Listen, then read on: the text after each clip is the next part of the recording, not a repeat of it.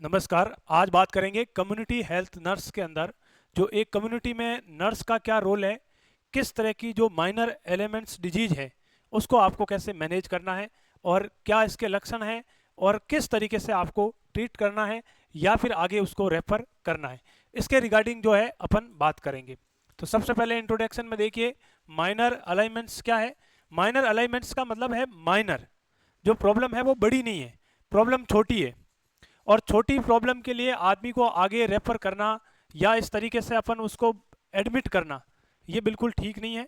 इसलिए community level पे, rural area पे या जो दूर दराज के एरिया है वहाँ पे कम्युनिटी नर्स डिप्लॉय कर रखी है, उसको ये सारी चीज़ें मैनेज करना है।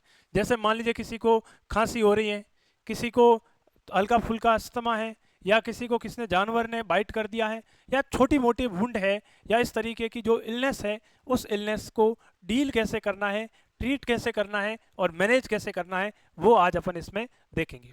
तो एक्ने या illness which people suffer from time to time which are not necessarily serious, ये बिल्कुल जो है वो सीरियस नहीं है, इसमें बिल्कुल ज़्यादा सीरियस वाली प्रॉब्लम नहीं है। आपको जो है वो अटेंशन उसी वक्त देना है जितना उसको ज़रूरत है। लॉन्ग लास्टिंग, लंबे समय भी नहीं है। रिक्वायर्ड डॉक्टर अटेंशन, यदि हमें ये भी देखना है, ये भी हमें उस टाइम जजमेंट लेना है कि डॉक्टर का रेफरेंस ज़रूरी है कि नहीं है। इनकी बड़ी चीज़ है तो डॉक्टर का रेफरेंस का ज़रूरत है, छोटी चीज़ है तो आपको कोई डॉक्टर का रेफरेंस की ज़रूरत नहीं है। They are describe a minor alignment, इन चीज़ों को अपन ने क्या बोला, minor alignment. Community health nurse may come across patient who may have minor alignments या injury which need medical attention, उसको तुरंत मेडिकल अटेंशन की ज़रूरत है, उसको हमें ट्रीटमेंट करने की ज़रूरत है। तो देखते हैं कौन कौन सी चीज़ें हैं। तो आप समझ गए होंगे इस बारे में।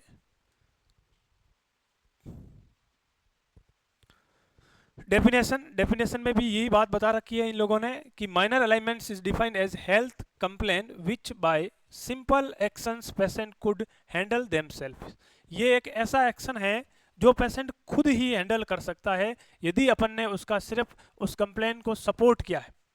जैसे मान लीजिएगा किसी को डॉग बाइट हो गया, तो अपन उसमें क्या कर सकते हैं, पेशेंट को एकदम शांत बिठाना है, उस घाव को सफाई करना है और टीका लगा देना है, बस यही करते हैं। अब ये कैसे सफाई करनी है, कैसे ड्रेसिंग करनी है, ये पेशेंट खुद भी कर सकता है। यदि अपन उसको सही से एजुकेशन दें तो वो खुद से ही कर सकता है। तो ये छोटी चीजें हैं, बिल्कुल सिंपल एक्शन है। अब देखें इन चीज़ों को हैंडल करने के लिए आपको किस किस प्रिंसिपल के बेस पे आपको गुजरना पड़ेगा, यानी कि क्या प्रिंसिपल है जो आपको माइनर एलिमेंट्स को हैंडल करते वक्त जो है वो आपको देखना है। पहला है एंश्योर सेफ्टी, सेफ्टी को फर्स्ट देखना हमेशा क्या है, सेफ्टी इज द फर्स्ट। किसकी सेफ्टी, पेशेंट की भी सेफ्टी और आपकी भी सेफ्टी, दोनों की सेफ्टी होना चाहिए। यानी कि जिस डेंजरस एरिया से है उस जगह से उसको हमें क्या करना है, हटा देना है। तो ensure safety, healthful environment to the patient. जैसे मान लीजिएगा किसी को करंट लगा है तो करंट वाली जगह से हमें हट जाना है, डॉग बाइट किया है तो उस जगह से हट जाना है ना, रोड पे एक्सीडेंट हुआ तो रोड से साइड में चला जाना है। तो आपको उस जगह को सेफ प्रोवाइड करवाना है, आगे फर्दर जो इंजरी है वो नहीं हो सके, इसलिए आपकी रेस्पॉन्सिबिलिटी है कि उसकी सेफ्टी को इंश्योर करें। दूसरी चीज, जब भी आप ऐसे पेशेंट को हैंडल करते हैं तो treat the risk injury persons promptly to prevent any complication.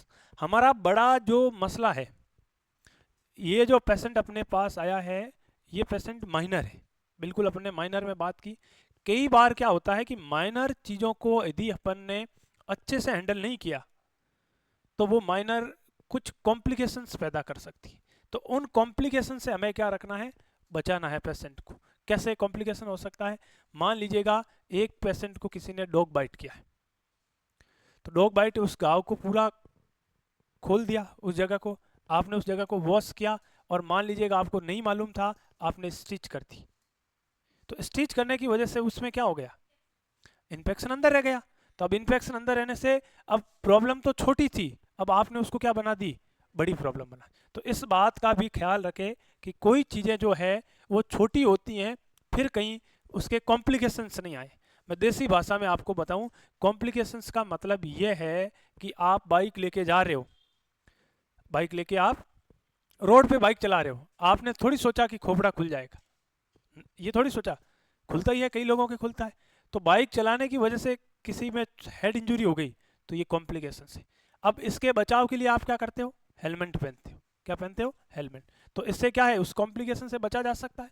तो ये कॉम्प्लिकेशंस को हमें देखना है और ट्रीटमेंट को भी देखना है, उस रिस्क फैक्टर को भी क्या करना है, रिड्यूस करना है। जैसे मान लीजिए किसी के लग गई तो टीटी का इंजेक्शन लगाए, टिटनेस ना हो जाए, ये आपने उसको रिस्क को कम कर दिया, उसी वक्त कर दिया। घाव खुला है तो उसको अच्छे से ड्रेसिंग करें, एंटीसेप्टिक सॉल्यूशंस लगाएं, वॉश करें।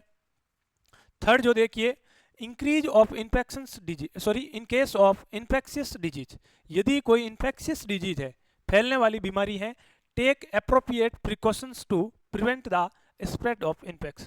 ये कहना चाह रहा है कि कोई बीमारी जो एयरबॉर्न या क्रॉस इन्फेक्शन से फैलने वाली बीमारी है, जैसे टीबी बीमारी है, निमोनिया है, कोविड है, ऐसी कई सारी बीमारियां हैं कि जब पेशेंट आएगा उससे और पेशेंट को या आपको या आपकी वजह से उनको भी हो सकता। इसके लिए आपको क्या करना है, प्रिवेंशंस करना है। क्या करते हो प्रिवेंशंस के लिए, हैंड वॉश करते हो, हैंड हाइजीन करते हो, पेशेंट को सेपरेट रखते हो, मास्क पहनाते हो, है ना, पीपी पर्सनल प्रोटेक्टिव इक्विपमेंट का जो है इस्तेमाल करते हो। ये आपको क्या करना है, उसको इस्तेमाल करना है। अगला है keep continue, watch over the patients and vital science during the period of care. देखो इन्होंने बहुत अच्छी बात बताई है, इन्होंने कहा कि पेशेंट को कंटिन्यू आपको क्या करना है, वॉच करना। ऐसा नहीं आपने ड्रेसिंग की, उसको चेंज करना था नेक्स्ट डे और आपने चेंज नहीं किया, आप उसको बताया नहीं, समझाया नहीं, तो वो चीज़ क्या हो सकती, बड़ी। तो पेशेंट को कीप कंटिन्यू रखना है, उस पर ध्यान रखना है, ऑब्जर्वेशंस करना है, और साथ ही साथ पेशेंट के vital science, temperature, pulse, respiration और बीपी, और फिफ्थ क्या है, पेन, इन चीज़ों को आपको देखना है, मॉनिटर करना है, डॉक्यूमेंट्स करना है। यदि ये चीज़ें अब नॉर्मल है तो आपको फर्दर डॉक्टर या सीनियर जो स्टाफ है उसकी मदद लेनी चाहिए। ये आपको करना है। जब भी कोई छोटी चीज़ को आप देखते हो तो इसके प्रिंसिपल, कई बार एग्जाम में बीएससी और जीएनएम एग्जाम में क्वेश्चंस पूछा हुआ है कि principle of managing minor alignments, ये क्वेश्चन छप गया, समझ लीजिए ये क्वेश्चन आता ही आता है। तो आपके एग्जाम में ये क्वेश्चन आएगा, जरूर आएगा। तो आपको इसी तरीके से बॉक्स बना के अच्छे से उसको एक्सप्लेन करना है। छोड़ दिया तूने, अच्छी बात है, अब की बार नहीं छोड़ना है ना। तो देखिएगा, management of minor alignments, minor alignments को मैनेजमेंट कैसे करना है, वो तो मैनेज करने का प्रिंसिपल बताया। और अब क्या है, माइनर अलाइनमेंट्स को किस तरीके से आपको मैनेज करना है। सबसे पहले उस चीज को असेसमेंट करना है। क्या करना है, असेसमेंट। असेसमेंट आप कैसे करोगे, असेसमेंट में पेशेंट को पूछोगे, उसकी हिस्ट्री लोगे। क्या लोगे, history from the patient, his और हर फैमिली। जैसे मान लीजिएगा कोई पेशेंट आपके पास आया है तो आपको पूछना है कि आपको पहले कभी डायबिटीज़ की प्रॉब्लम थी, वो कहेगा पहले भी एक दो बार शुगर डाउन हुई थी, या डॉक्टर साहब ने बोला था कि शुगर बढ़ गई, या फिर आपको पूछना है परिवार में ऐसी बीमारी किसी को नहीं है। तो सारी जो डिजीज है उसके रिगार्डिंग उसकी पर्सनल हिस्ट्री और फैमिली हिस्ट्री आपको लेनी है। ये बात मैंने हमेशा बताता हूँ कि कोई भी आपके पास पेशेंट आता है तो फर्स्ट आपकी रेस्पॉन्सिबिलिटी क्या है, फर्स्ट रेस्पॉन्सिबिलिटी है टेक ए हिस्ट्री। आदि समस्या का समाधान तो तब हो जाता है जब आप हिस्ट्री लेते हो, पेशेंट की बात सुने तो 50% उस प्रॉब्लम पे आप डायग्नोसिस पे पहुंच जाओगे। और जब पेशेंट की बात ही नहीं सुनोगे, अपने मन से सोचोगे, तो आप अच्छा डायग्नोसिस नहीं बना पाओगे। तो हिस्ट्री लेनी है। हिस्ट्री लेने के बाद में आपको मैंने बताया कि हमेशा पेशेंट का क्या लेना है, वाइटल साइंस। ये तो हर नॉर्मल पेशेंट में आपको ऐसा करना है। ये तो दो चीज़ें तो आपको समझ लीजिएगा, हर पेशेंट पे अप्लाई सबसे फर्स्ट करनी है। देन उसके बाद में आपको जो है परफॉर्म फिजिकल एग्जामिनेशन, आपको क्या करना है, फिजिकल एग्जामिनेशंस को परफॉर्म करना है, या नेसेसरी इन्वेस्टिगेशन, या ज़रूरतमंद जो जांच है। मान लीजिए पेशेंट बुखार आ रहा है तो आपको ऐसा लगा है कि इसको सीबीसी करवाने की ज़रूरत है, आपको लगा कि पेशेंट बड़ा कमज़ोर है, उसके जो है एनीमिया के लक्षण आ रहे हैं, तो भी आपको सीबीसी करवाने की ज़रूरत है। मान लो पेशेंट बोल रहा है छाती में दर्द है, तो आप चेस्ट एक्सरे ईसीजी करवा सकते हो। तो जितना उसको नेसेसरी है उसके हिसाब से आप उसकी क्या करवा सकते हो, इन्वेस्टिगेशन करवा सकते हो। नेक्स्ट जो है मेकिंग द डायग्नोसिस, फिर आपको अपने दिमाग से उस चीज को क्या करना है, डायग्नोसिस बनाना है। डायग्नोसिस बनाने के लिए आपका पास में सबसे पहले पेशेंट का हम क्या करते हैं, सबसे पहले इंस्पेक्शन करते हैं। भाई कोई भी चीज को हम सबसे पहले क्या करते हैं, असेसमेंट करने में सबसे पहले क्या करते हैं, इंस्पेक्शन। इंस्पेक्शन का मतलब देखना, क्या है इसका मतलब, देखना। सबसे पहले अपन पेशेंट को देखेंगे। मान लो पेशेंट कह रहा पेट दर्द हो रहा है, तो पेट को आपने देखा ही नहीं, आपने टच ही नहीं किया और आप सीधा गोली बता रहे हो या फिर कोई एडवाइस बता रहे हो, तो दिस इज नॉट फेयर, ये अच्छी बात नहीं है। आपको पहले देखना है पेट हार्ड हो गया है या स्वेलिंग हो गई है या वहाँ पे फ्लूइड कलेक्शन हो गया है या किस टाइप का है, ये आपको इंस्पेक्शन करना है, देखना है। देखने में क्या चाहिए, देखने में आंखें चाहिए, है ना, आंखों से ही देखोगे, कोई हथियार इंस्ट्रूमेंट की जरूरत नहीं है तुम लोगों को। दूसरा जो है वो आपको क्या करना है, वो आपको ऑस्कल्टेशन करना है। क्या करना है, ऑस्कल, यदि एब्डोमेन है तो आपको ऑस्कल्टेशन जो है, ऑस्कल्टेशन का मतलब है सुनना, ये देखना है, इसका मतलब क्या है, सुनना। किससे सुनोगे, स्टेथोस्कोप से।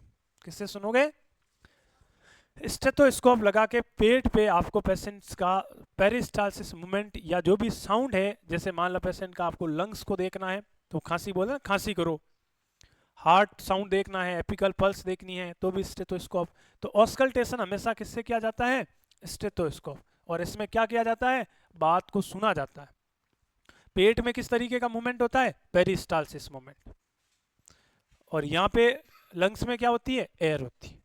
हार्ट में क्या होती है, बीट होती है। तो ये अपन उस स्टेथोस्कोप से सुनेंगे। फिर अपन तीसरा क्या करेंगे, क्या करेंगे, पाल्पेशन। क्या करेंगे, पाल्पेशन के परकजन, क्या करेंगे, पाल्पेशन करेंगे। पाल्पेशन जो है इसका मतलब अपन हाथों से देखेंगे, जैसे पल्स को अपन क्या करते हैं, पाल्पेट करते हैं, इनकी फील करके देखते हैं। अपन क्या करते हैं, उसको फील करते हैं। इसमें किसका इस्तेमाल किया जाता है, फिंगर का इस्तेमाल किया जाता है, फिंगर के पैड का इस्तेमाल किया जाता है, टिप का नहीं। और उसको अपन देखते हैं, जैसे कैसे देखते हैं कि मान लीजिए पेट है, पेट को टच करके देखा तो पेट कैसा आया, हड्डी जैसा हार्ड है या सेमी लिक्विड टाइप का है, सेमी लिक्विड है ना, थोड़ा इसमें पानी भी है, थोड़ा है ना, ज़्यादा हार्ड भी नहीं है, ज़्यादा है ना एकदम बिल्कुल सॉफ्ट भी नहीं है। तो ये इस तरीके से अपन पाल्पेशन करेंगे और फिर क्या करेंगे, परकजन करेंगे। परकजन का मतलब उसको बजा के देखेंगे। जैसे मान लीजिए इस बोर्ड में डिस्प्ले है, इस डिस्प्ले को मैंने ऐसे बजा के देखा तो इसके पीछे, इसका मतलब ये पूरा कांच है। अब इसके पीछे पानी होता तो क्या ऐसी आवाज़ आती, नहीं आती। हवा की अलग आवाज़ आएगी, पानी की अलग आएगी। अब फेफड़ों में हवा होता है कि पानी होता है, हवा होना चाहिए। पेट में हवा होनी चाहिए, पानी होना चाहिए, पानी होना चाहिए। तो ये अपन उसको देखते हैं कि वो वहाँ जगह किस तरीके की है, सॉफ्ट है, फर्म है या हार्ड है। उसके हिसाब से अपन क्या करते हैं, इसको बोलते हैं असेसमेंट करेंगे। पेशेंट का क्या करेंगे, असेसमेंट करेंगे। फिर उस चीज़ का अपन डायग्नोसिस बनाएंगे। डायग्नोसिस जो है, बड़ा डायग्नोसिस बनाने का काम वैसे हेल्थ केयर प्रोवाइडर्स, इनकी फिजिशियन का है, डॉक्टर्स का है, मैन कंसल्टेंट का है, वो डायग्नोसिस बनाता। पर इधर कम्युनिटी लेवल पे छोटी चीज़ें हैं, उसके लिए अपन इतनी बड़ी चीज़ के लिए उसको रेफरेंस नहीं कर सकते हैं। तो आपको खुद को ही डायग्नोसिस बनाना है और प्लानिंग ऑफ दी केयर, आपको उसको पेशेंट को प्लान करना है कि आप किस तरीके से उसको मैनेज करना है। नेक्स्ट देखिएगा, इम्प्लीमेंट। फिर उस चीज़ में क्या करना है, इम्प्लीमेंट करना है nursing care following standing instruction. फिर हमें उसको किस तरीके से, जैसे मान लीजिए किसी पेशेंट के घाव हो गया तो पेशेंट को आप क्या फॉलो अप दोगे, पेशेंट को ये फॉलो अप दोगे कि भाई इसकी पट्टी उतरनी नहीं चाहिए, है ना, इस पर डस्ट नहीं लगनी चाहिए, ज़्यादा मूवमेंट नहीं करना है, अच्छा प्रोटीन खाना है, विटामिन सी लेना है, जिंक लेना है, जिससे घाव जो है वो क्या होगा, अच्छा हील होगा। तो आप उस तरीके से उसमें इम्प्लीमेंटेशन भी कर सकते हो, चाहे वो थेरेपेटिक हो या न्यूट्रिशनल हो या चाहे एनवायरमेंटल हो, सारे मॉडिफिकेशन आपको करने। नेक्स्ट देखेंगे इवेल्युएटिंग द प्रोग्रेस। आपको देखना है कि आपने जो अप्रोच लगाई है वो अप्रोच प्रॉपर है कि नहीं है। मान लीजिए आप किसी पेशेंट का ड्रेसिंग कर रहे हो तो ड्रेसिंग में उस घाव को हील हो रहा कि नहीं हो रहा, हील होने में कितना प्रोग्रेस है, उसको आपने इवेल्युएट करना है, उसको जांचना है, परखना है। और if the outcome is successfully then plan for follow. यदि आपका काम सक्सेसफुली हो रहा है तो अच्छी बात है, सक्सेसफुली नहीं हो रहा है तो फर्दर आपको कुछ एक्शन लेने की ज़रूरत है, या रीइवैल्यूएशंस, या आपको नए इम्प्लीमेंट्स, नया असेसमेंट या नया डायग्नोसिस सोचने की आपको ज़रूरत है। और यदि अच्छा सक्सेसफुली है, बिल्कुल ठीक है, तो आपको कुछ भी नहीं करना है, आपको उसको फॉलो अप करते रहना है, आपको उसको ऑब्जर्व करता रहना है, और उसको क्या क्या ध्यान रखना है, कैसे उसको ड्रेसिंग करनी है, किस तरीके से एंटीसेप्टिक लेना है, किस तरीके से डाइट लेना है, ये सारी बात आप इस पेशेंट को फॉलो अप में बताओगे। If the condition of patient does not improve और सो सीरियस साइन, यानी कि ये क्या कह रहा है, यदि कंडीशन, इफ यानी यदि कंडीशन पेशेंट की इंप्रूवमेंट नहीं है, बिल्कुल इंप्रूव नहीं है, और आपको लगता है कुछ सीरियस साइंस है, यानी कुछ गड़बड़ी है, refer the patient to primary health care centre या हॉस्पिटल। अब आपको क्या करना है, अब आपको पेशेंट को आगे रेफर करना। आगे अपन एक यूनिट पढ़ेंगे, उसमें है रिकॉर्डिंग और रिपोर्टिंग, दो चीज़ें। रिकॉर्डिंग का मतलब है हर चीज़ आपको पेशेंट का रिकॉर्ड करना है, और रिपोर्टिंग का मतलब है जब आपको, आपसे कोई चीज़ नहीं हो रही है या फिर जो चीज़ सीरियस है, आगे फर्दर सीनियर डॉक्टर या नर्स को या आगे बड़े हॉस्पिटल को, जो आपको जिस प्रोटोकॉल और गाइडलाइन के तहत आपको रिक्रूट किया गया है, उनको आपको रिपोर्ट करना है। तो अब आपको रिपोर्ट करने की ज़रूरत है, आगे उसको फर्दर डॉक्टर या स्पेशलिटी के पास में उसको भेजने की ज़रूरत है। तो ये मैनेजमेंट ऑफ माइनर अलाइनमेंट्स, ये मैं तो कहता हूँ माइनर अलाइनमेंट के ही प्रिंसिप मैनेजिंग करने के हिस्सा नहीं है, हर आदमी को हिस्सा करने का तरीका यही है। यदि ये चीज़ आपने सीख ली तो आप जीएनएम बीएससी का कोई भी क्वेश्चन हो तो आप उसको इजीली हैंडल कर सकते हैं। नेक्स्ट देखिए,